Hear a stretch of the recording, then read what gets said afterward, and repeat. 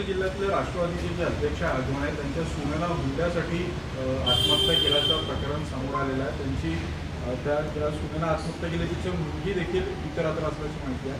काय वाटतं या सगळ्या प्रकरणाला घेऊन एका राजकीय पक्षाच्या नेत्याच्या सुनेला? नाही, ते मी वाचलं आहे आणि मी माहिती घेतली आहे।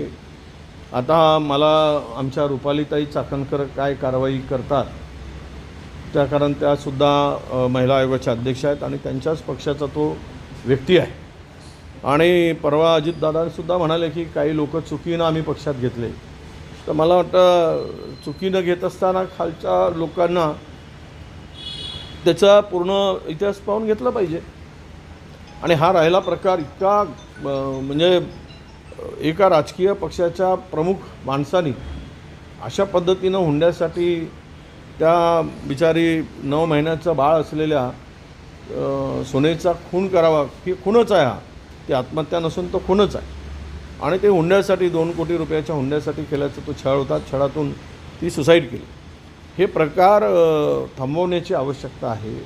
आणि मला वाटतं की राजकीय पक्षाची मंडळी अशा पद्धतीनं जर वागत असतील तर महाराष्ट्रामध्ये हुंडा संपला काय? हुंडा बळीच, कारण इतर राज्यामध्ये हुंडा किंवा हुंडाबळी होते घटना कमी झाल्या, पण महाराष्ट्रामध्ये हा प्रकार अजून आहे, तो जिवंत आहे। मग यावर काही कडक धोरण आणि कायदे पुन्हा त्यामध्ये काही बदल करायची गरज असेल तर केलं पाहिजे आणि अशा नालायक लोकांना कडक शिक्षा झाली पाहिजे, अशी आमची स्पष्ट मागणी आहे।